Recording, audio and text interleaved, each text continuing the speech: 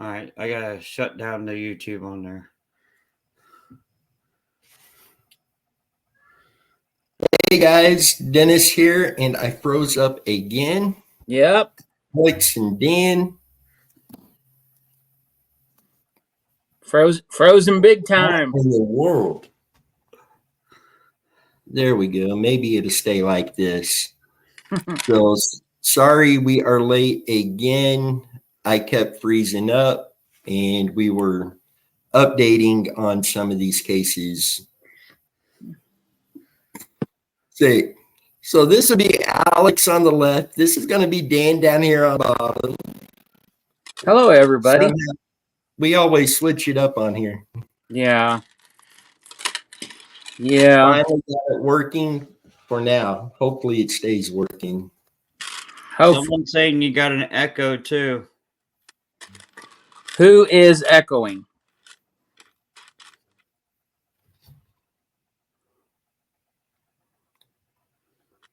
Hey, Christine. Hey, Sherry. Hi, Barb. Hi, everybody. Hope everybody's doing well this Sunday evening.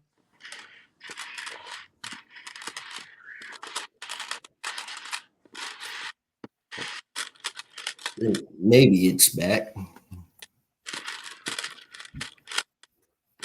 So guys, tonight's live feed is a little different.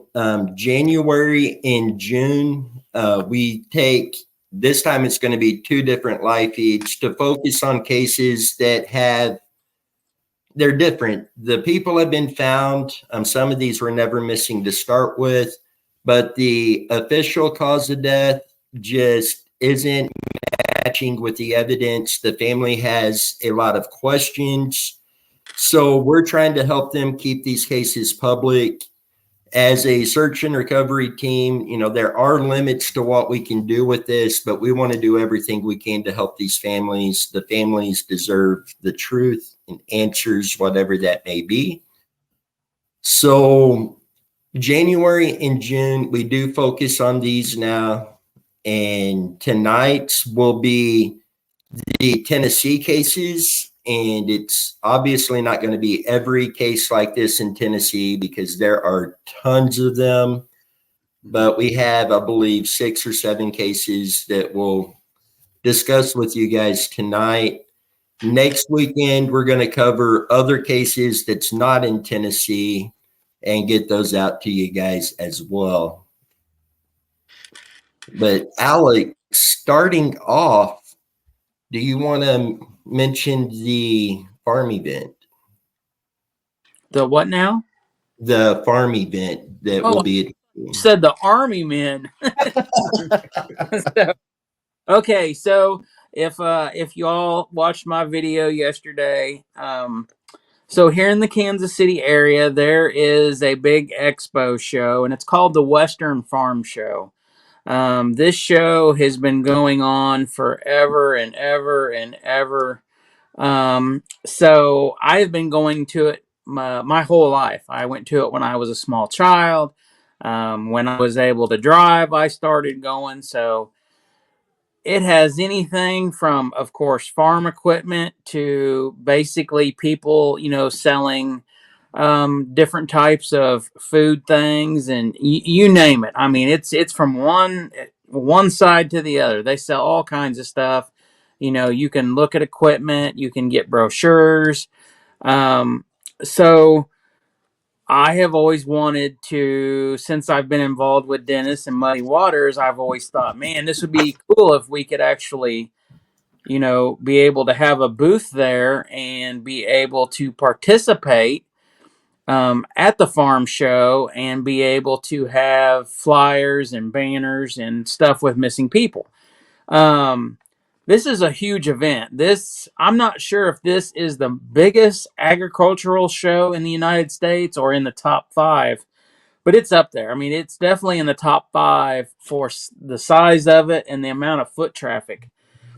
So, I reached out and I spoke with them, and we are going to be there. So, they have placed us upstairs, and we are going to be where you go from the main floor to the upper level. There's a giant concrete ramp, that people walk up and down, and where they drive equipment up and down to go from the main floor to upstairs. So when you get to the top of the upstairs, there's a giant petting zoo for kids, and they have put us right next to the petting zoo. That when you get to the top of the upper level, we're right there next to the petting zoo. And then just right around the corner from us is the Missouri Highway Patrol.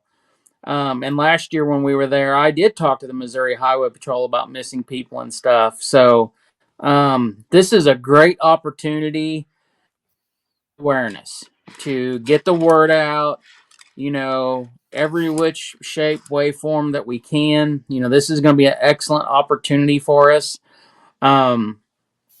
I'm sure we'll go live every day we're there. We might even do our Sunday night show. If possible, we might do it Saturday night live from the farm show. Hopefully Dan will be able to venture up from Oklahoma and join us and be a part of it. And that would be our first time of actually physically meeting Dan and talking to him. But, also his TikTok show could go live from, this event. So it's going to be really awesome. Just an unbelievable, PR type event, spreading awareness type event. So I'm pretty excited. I really am. I think it's going to be a good time, a great way to get information out and everything. Yeah, this is going to be a lot of faces coming through and seeing these missing persons flyers and possibly playing them on a screen, and going to be a great way to bring about awareness. Yeah. Absolutely, being able to, maybe we can even walk over and talk with the Missouri Highway Patrol, maybe interview them about, how they go about doing stuff with missing people. What is the protocols? I know there's been a few times that we've, asked the question, well, how long, what is the protocol for someone calling in and saying, hey, my cousin's missing, my mother's missing, my mother's missing. I know, we've just talked about some of this past week. But maybe being able to talk to them, and get the information, straight from law enforcement's mouth and be able to share it with everybody live. Talk to them about Amber Alerts and Silver Alerts. Maybe Dan can discuss, since Dan is probably, at this point, Dan is probably the biggest person on TikTok, that is, promoting missing people when it comes to these alerts. Maybe Dan can reach out and, Dan can talk about the things that he's upset about, that they don't get put out quick enough, and some of this, and, what could be done, from a, private point of view, like us, to law enforcement point of view. What could we do to get in touch with, senators and representatives about getting laws changed in, in a state, to make things happen quicker, so we don't have to wait 24 hours, or, it only goes out on, a certain way on phones or something. So, I think there's so many positive things that could come from just attending this show, and being able to talk to people and spread awareness and even talk to law enforcement. And I can tell you that there's people there from Kansas, Missouri, Iowa, Arkansas, Nebraska, Colorado, Oklahoma, Texas. There's all kinds of companies that are there selling products that's, anything from, the cattle industry, agricultural, whether it's, actual farm equipment to cattle equipment, livestock, poultry, you name it. So I know some people might think, well, this is silly. Why would you go to this type of an event? Well, it's not just that, it's the foot traffic that comes through one of these events. You're talking tens of thousands of people daily that are going to walk past us, and hopefully they want to shake our hand and they'll stop and look and say, well, what is this about? And we can reach out and be like, hey, where are you from? Well, I'm from Texas. Well, hey, man, look, this is the people from Texas that's missing. This is what it's about. This is who we are. Please, watch our YouTube channel, watch stuff on TikTok, Facebook, so on and so forth. So I think it's going to be a great event to help get the word out. Yeah, I agree. So I just hope that Dan can make it up to be with us.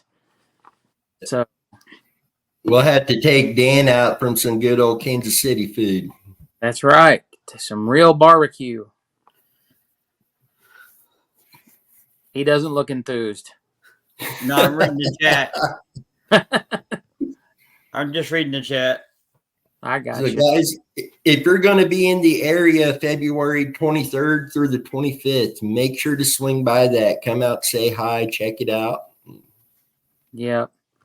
And we'll be doing some giveaways, and we'll be giving away some freebies and stuff. So, I hope people can make it. I hope somebody will come up and say, hey, Dennis, hey, Alex, hey, Dan, I'm so-and-so from, the YouTube channel. I mean, that would be awesome. That would be. Yep. Bobby. And guys, I got we're an giving out email. Alex's phone number. I'm sorry, Dan. What was that? I said we're giving out Alex's phone number for everybody that shows up. That's right. I'll give it out right now. If anybody wants to text and say hi, Alex, I'll give it out right now. Just ask. And guys, I had an email come through. I think it was earlier today, may have been last night. But somebody was mentioning Donald Irwin recently being found down Camdenton, Missouri. And the pond that he was found in is quite honestly a location you would not think that he would have been. And thankfully, somebody went ahead and checked that. Echo Divers was able to get in and get the car recovered and then go back and recover him. But they were bringing up how important this is, because when we have cases like Randy Leach, where there are ponds all over the area he was in that night that may be getting overlooked, that, you can't overlook this stuff, because there are cases where they are found where you least expect. And not only that, if you're searching in that area for Randy, you never know if you're going to find somebody else. That's because there's multiple people missing from certain areas.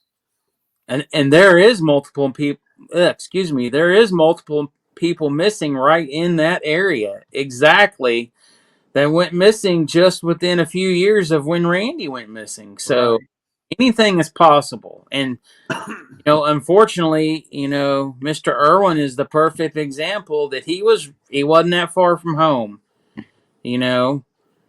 Granted, his story is a little different than like Randy's is, but it still proves that, someone can be found, even the possibilities if it's been checked before. Mm-hmm. We know that's happened before. So you can never say never at this point. That's for sure. Right. Yeah, because he was within 5 miles of his house where he was found. Yes. That's right, Mac. Leave no stone unturned. Say Catfish and Tennessee Dark Coal. Christine, Barb. Wait a second. Got a lot of people in here. I'm waiting to see if Missy pops in on the chat again tonight. She made one up on the live feed not too long ago. Christine, are you related to somebody that's missing in Tennessee? Your name looks familiar.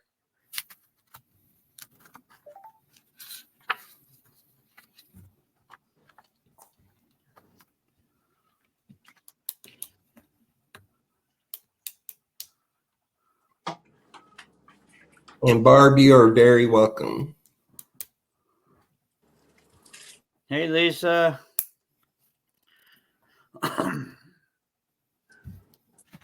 So, guys, why don't we go ahead and get the first Tennessee case put up on here, That's what I and thought.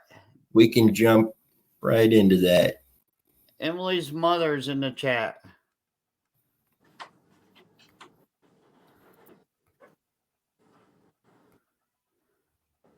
And Scott's in here too. Okay.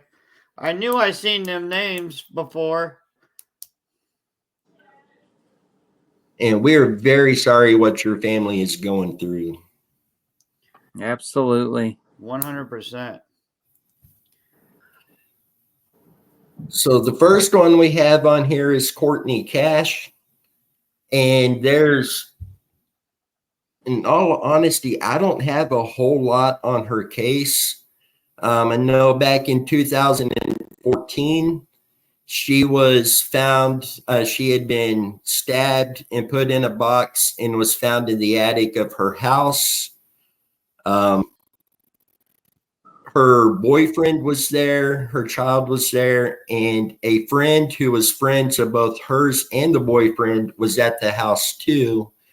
The friend was convicted for the murder of Courtney Cash. The family believes the boyfriend may have been involved as well. The boyfriend, I will say, from what I've seen, story changed multiple times. One story, Courtney actually told him that she loved him before she passed. Another story, he grabbed Courtney's daughter and ran when the attack started and turned up at the hospital with a knife wound himself. And the family has a lot of questions in that case that, in all honesty, need answers. And I know if something happens to a member of your family, you know, some answers are going to be harder to understand than others. But when you're not getting any information at all to go on, just this is what it is, go with it. You know, there's no family going to be able to accept that. And I don't believe the family should. They should push for answers. Nope. Definitely not. And normally I don't speak personal opinions on here because I don't want to cause rumors or add to rumors. But as a man, if another man is coming after my wife, girlfriend, or and honestly, even a strange lady that I'd never even seen before, and he's going to go after her with a knife, I'm going to do what I can to stop him. I'm not going to run from it. Yeah. So there is a lot of stuff with that I'm not even close to understanding myself. Yeah. Yeah, no. Now, Dennis, in the past, was Courtney Cash? I know this sounds a little off, but isn't she related to the actual Johnny Cash? Isn't she a She's his granddaughter. Granddaughter or I great? believe it's granddaughter. Tennessee Dark Cole over here in the comments will know for sure, but I believe it's granddaughter. And Lisa Davis Real says there was abuse with the boyfriend before as well. And I do remember reading that in a report too. His great niece. His great niece. Oh, okay. Wow. And just, I mean, another beautiful girl. All descriptions that you get of her from people who know her, she was just a beautiful person taken way too soon. And for the family to not get answers, they're unable to heal. They need to begin the healing process, but they have to have those answers. Yeah.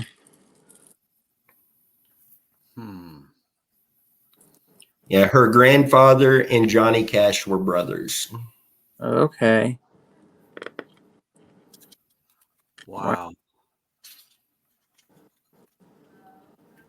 So, guys, if you know anything that may help this family out, please get in contact with them. You're welcome to get in contact with us. We can get the information to them. As always, our contact information is down in the video description. But that family, they deserve answers. Every family deserves answers. The next one, and we were just talking about, her parents are here in the chat tonight, Emily Christopher. And what I'm reading tonight, I got off of a news article. In the spring of 2020, the police in Livingston, Tennessee responded to an emergency call, which reported that there was an unresponsive female in a vehicle in the parking lot of a grocery store. They arrived at the scene around 6:30 a.m. and found that 19-year-old Emily Ann Christopher was not breathing.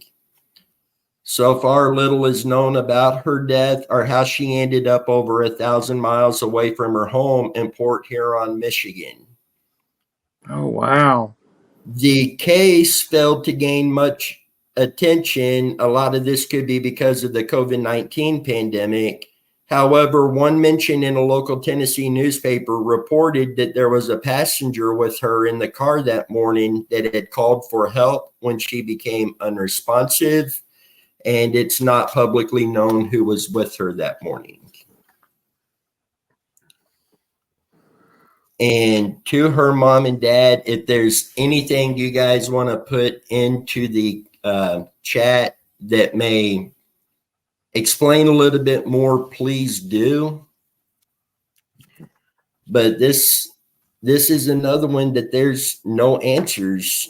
And to be honest, seeing a case similar to this, the circumstances, it's not that uncommon. You do see this quite a bit. But for the family to have no answers and little known about her cause of death is ridiculous.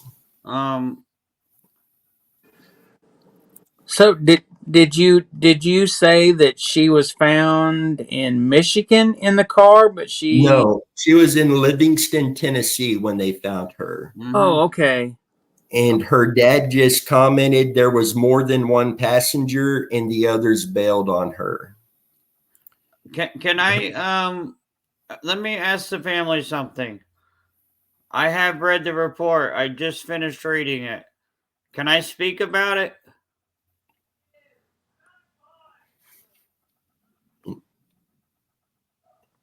Her mom says she was deceased around 1 to 2:30 a.m. She was overdosed on purpose.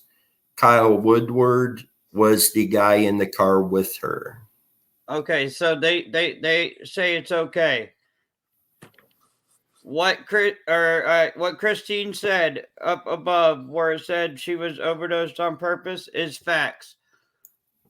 The toxicology report shows that there is almost, I want to say, 10 to 15 times a safe dose and methamphetamines in her system. So someone had to have given her a hot shot. There is no possible way someone survived all this amount in one shot. No possible way. Yeah. What is a hot shot, Dan? I haven't heard that term. It means that someone injected her straight with a needle. Okay. She had 6,100 nanograms of methamphetamine in her system. Wow. That would take somebody out just like that. Oh, So Lord. there's no way she did this on her own. No possible way. She wouldn't have even been able to pull that syringe out. She would have been gone within seconds. That is an outrageous level in her system. Oh, wow. And her dad just stated she was not even a minute from the hospital in Livingston.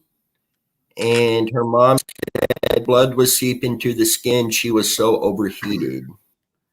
Yeah, this is not an overdose. Not a self overdose. This was done. There's no possible way a human body could put that much in somebody could put that much in their system. It's impossible. Man, You'd be gone before you even got the first push of the needle.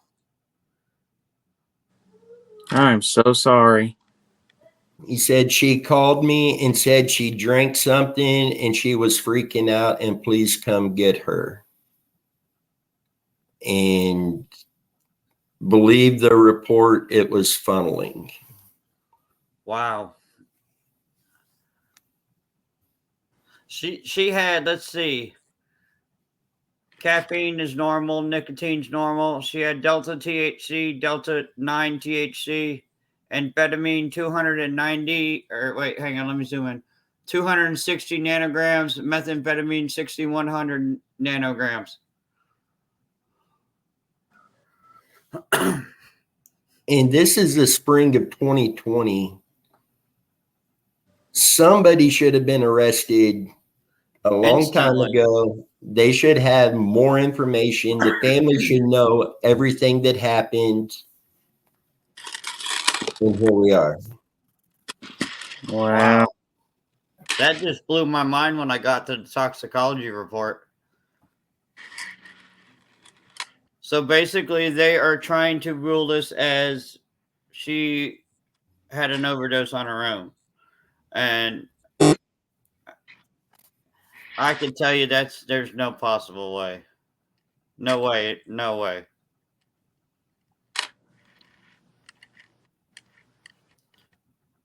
Now, have they been able to? Oops, I just broke my pen. Exactly, Christopher. Accidental? Yeah, right. There ain't no way this is accidental. Somebody did this.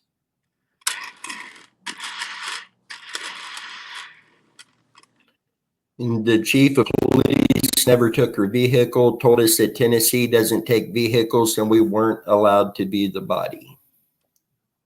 How does Tennessee get by with all of this? That ain't no lie. I mean, I can give you 3 guesses, but you're only going to need one, and it's sitting right there on the comment section. The same person that gave us a nice little threat. Yeah.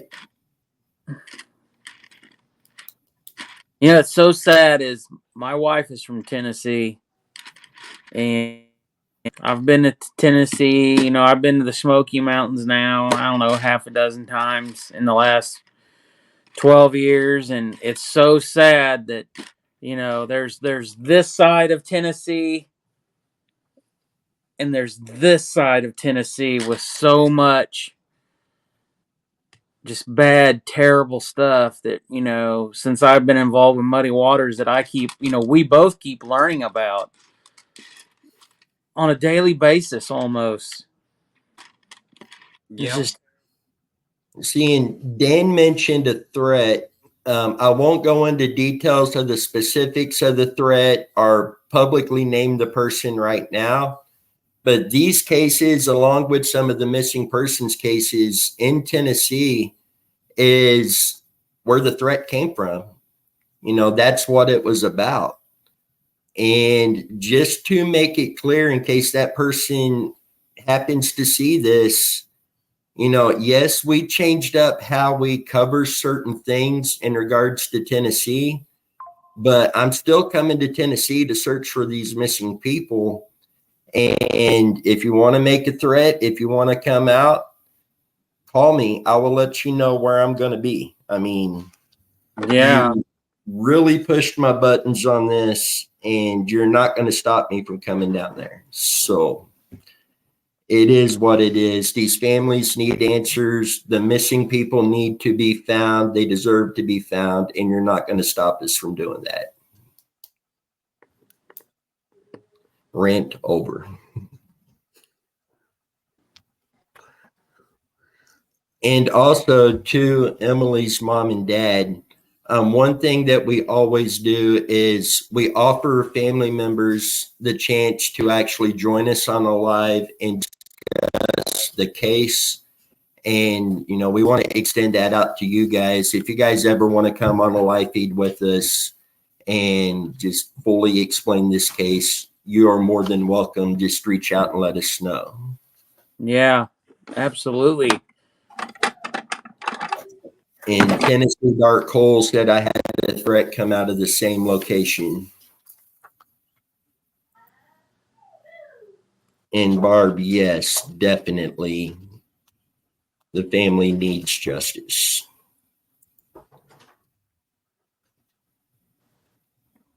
Hang on, I gotta mute my mic for a second. I don't know how to spell a word, so I'm gonna talk.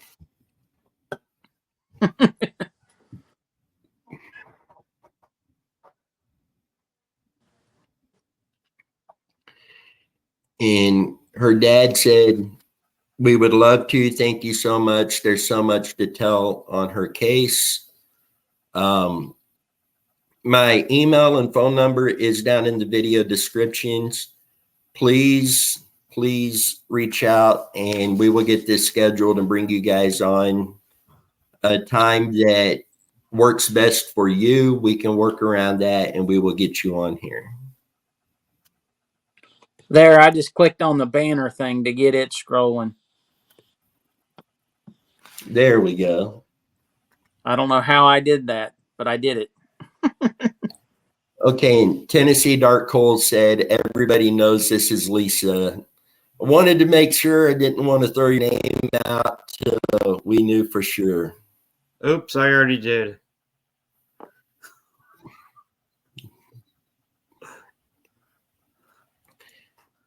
And Scott, I would like to talk to you on the phone and I will go ahead and give you those details.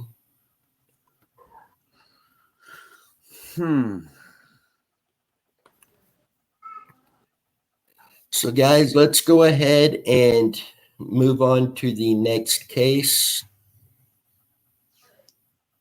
Next, we have Leroy Stalker, and I hope I say that name right. Leroy was killed on May 4th, 2021 in Camden, Tennessee. The police have deemed his death as an unfortunate result of an armed standoff. And typically when you hear that, you know, that normally speaks for itself. However, the family feels law enforcement failed in the following reasons. They failed to release his manner of death was ruled as a homicide.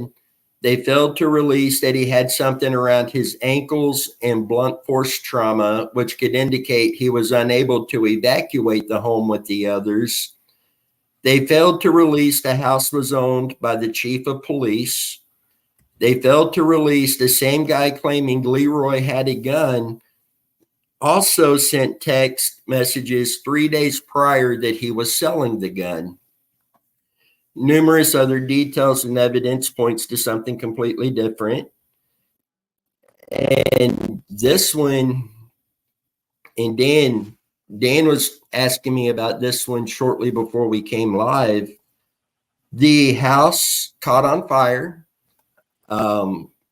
There are reports of somebody seeing somebody in law enforcement walk around to the back of the house with a gas can and then come back in front without. Scott, you'll see Dennis's phone number go across the bottom of the screen. I tried to type it in the chat, but it won't let me. Message him on that number. Don't post it in the chat. But yeah, that's crazy. That Leroy, oh wow. I could not believe half the things I read about that. Let me see if I still got it. Leroy. Okay, so one of the neighbors did see law enforcement go to the backyard. Oh, there you go, Dennis. It wouldn't let me do it. One of the neighbors did see law enforcement go to the back of the house with a gas can. then come back out to the front without it, and then all of a sudden the house catches on fire. That's a big red flag. And then they shot between 38 to 42 rounds of tear gas and flashbangs in that house.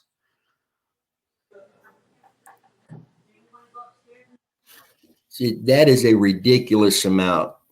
And for those who do not know nothing about this case, the owner of that house was the current chief of police that they had at that time out there. I do not know if he is still the chief of police. And Lisa, do you know if that's still the police chief there?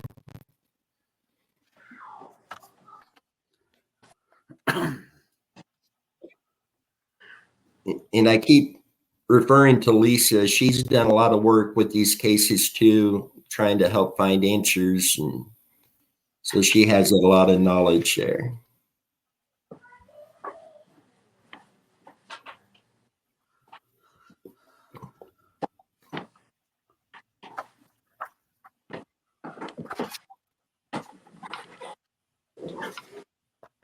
Sorry, my phone was going to die.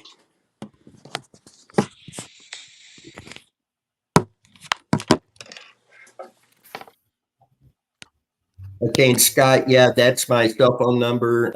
You're welcome to call or text anytime. Lisa, is that guy still the chief of police in Cayman? The one that owned that house? And Max says I keep breaking up a little. Yeah, and up here I keep freezing up a bit.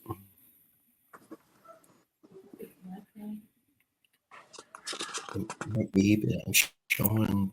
She believes so.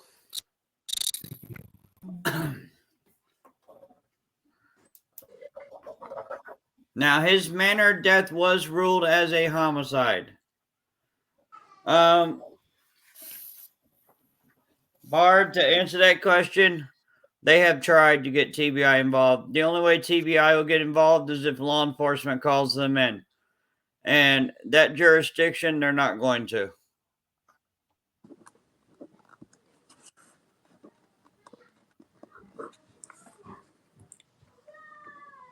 And I believe the FBI is the same way, right? They would need locals to call them in.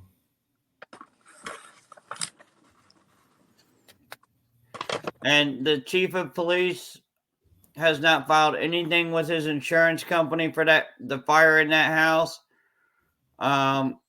He's trying to blame the fire on one of the tear gas cans landing on a bed. I have seen people do tests on that, and they don't catch fire like that. There has to be an accelerant.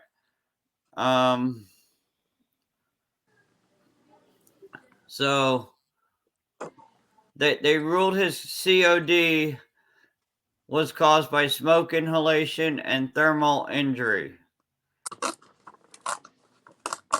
His manner of death was ruled homicide. He also had blunt force trauma, marks on his neck, and fabric around his ankles.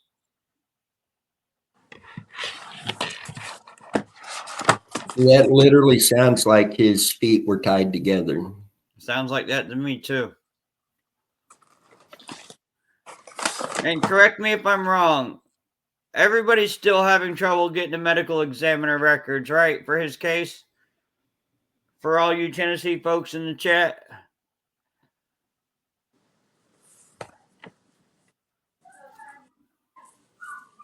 I might have to file for an open records request to see what we can pull up. Yeah, he was definitely beaten. He had blunt force trauma. Right.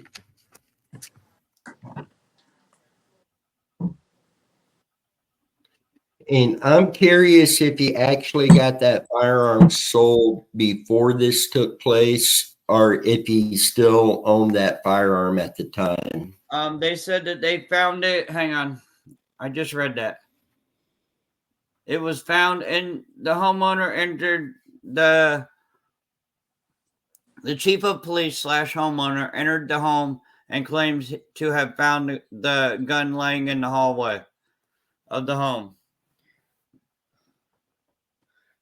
Yeah, I've got Emily's.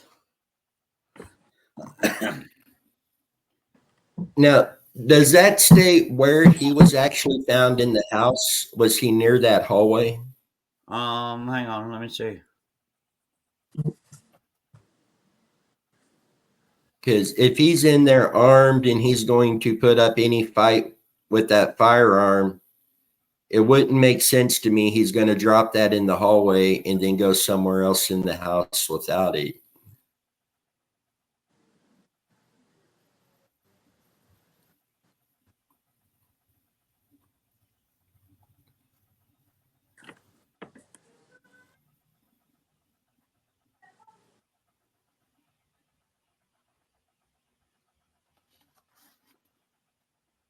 It does not say, but it does say that oh wow, they just contradicted themselves.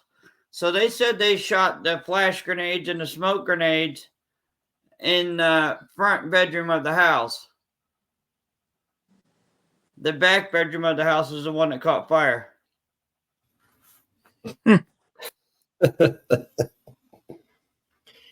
And that back bedroom would be consistent with the neighbor seeing that guy take the gas can around and come back without it. Yep. 100%.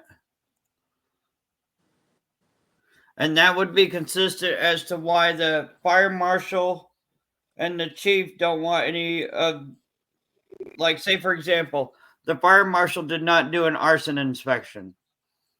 Why? Because probably the chief of police didn't want him to. And then the chief of police didn't file for an insurance claim on his house, knowing that the insurance adjusters will inspect that aspect of it, whether an accelerant was used or was not.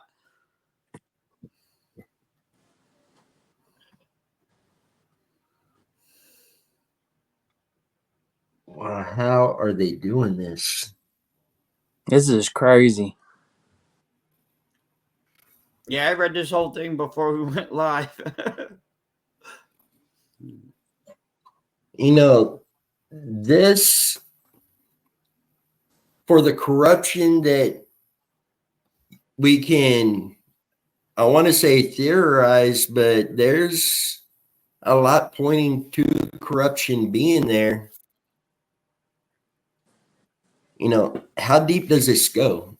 It's got to be well beyond this low level. Like, all the way up. man, I don't even know what to say on that. That's got to go high and it's got to go deep. Yeah.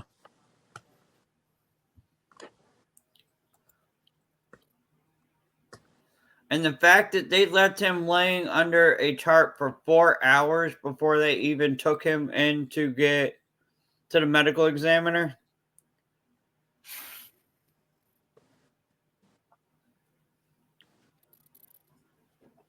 Wow.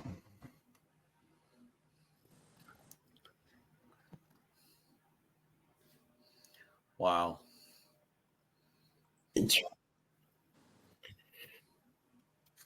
So let's go ahead and jump on over to the next one. And this would be Lauren Taylor Agee. On July 24th, 2015, again, this is mostly from a news article. Lauren attended an annual wakeboarding tournament called WakeFest in Cedar Hill Lake, Tennessee. She went with 3 others, her best friend Hannah, Hannah's boyfriend, and a guy named Chris. Hannah later says she didn't know Chris very well, and Lauren had never met him till that weekend. Early morning the next day, July 26th, Hannah woke up and went over to the hammock to check on Lauren, and she wasn't there. Hannah woke up Chris and asked her where she was, and Chris replied that she had woken up in the middle of the night, but didn't know how long she's been gone.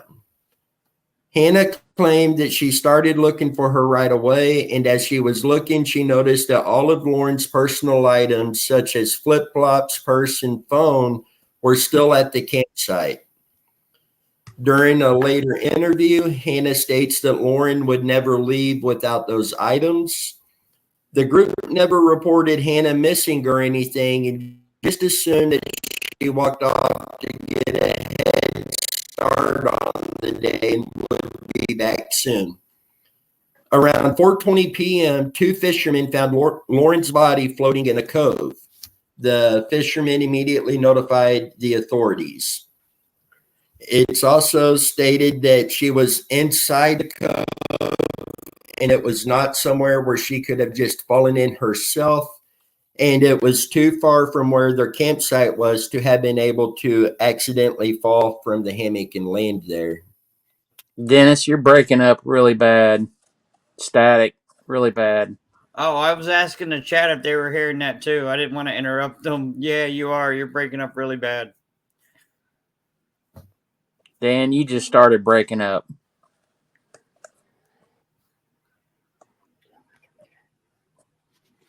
No, I think it's doing it when I'm pulling pictures up and stuff, and it'll freeze up for a few minutes, and then it. You're frozen right now, but you're talking just fine right now, but you're frozen solid. Now you're. Quit making faces.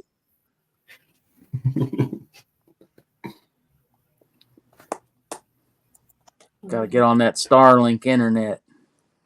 I wish they would hurry up and get. We're waiting for Blue Peak to set up in here.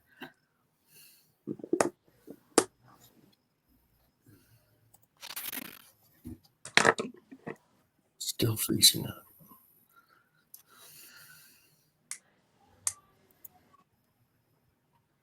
Uh-oh. Oh no, he's been shut off.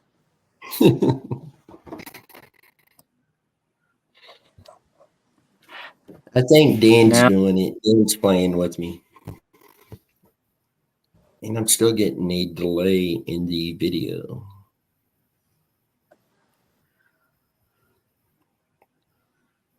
You need to restart it.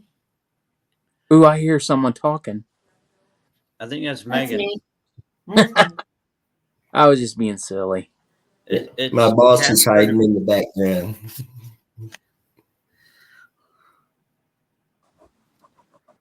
Yeah, they are, Lisa. Yeah, Dennis is breaking up big time over there. It's starting to pixelate on your screen.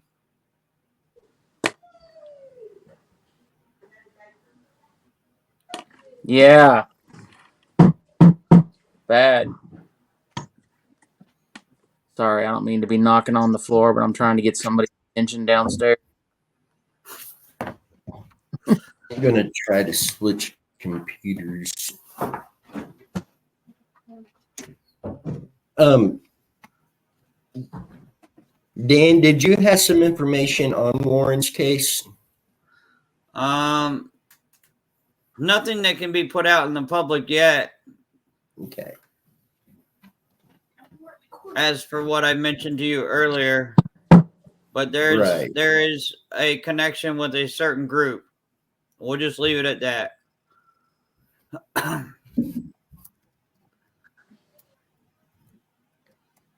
I was given the heads up about that, so.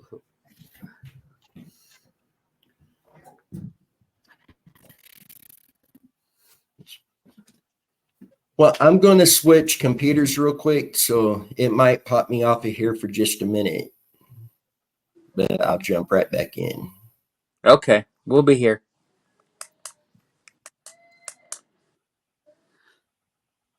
All right, so we lost Dennis for a minute. Are we ready to Lisa, do you think it's smart to say anything about what you informed me about? Or should we leave that quiet for a little while?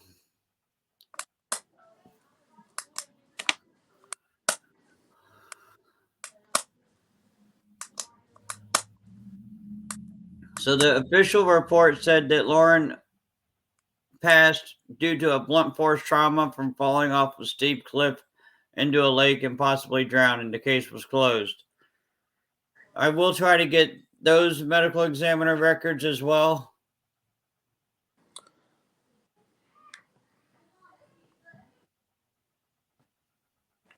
Hopefully, Boss Man will come back from the no signal. He's always got issues. I don't know what it is with Leavenworth County over there and the internet they got. I don't know if they Right? got soup cans with fishing line in between them connecting one house to the next or what. Something. Maybe we need to take a 2-minute break and hear from our sponsors. We're being sponsored by Red Bull. He's back. Yeah, is that better? Yes. Even the lighting's better. You're glowing now. You are. Did you try some of the new product that was sent from our sponsors? I'll leave that for you, bud.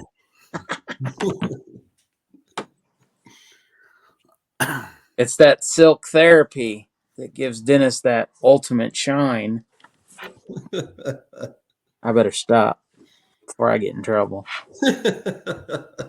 Hang on. Let me message Tammy. Let her know he's playing with the medicine or the makeup again. Oh, I didn't know I said that out loud. Oh, he ran. But guys, where she was found, this is a long distance from the campsite where she was found in the water. Yes, it is. And it's hang on. Now it's telling me to.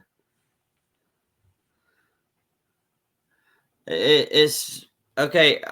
I don't want to. Okay. I wanted to make sure, Lisa. Now, listen. There is something that I'm not going to be too descriptive, but there was a strange bite mark on a body part of hers as well. We won't say where, but there was a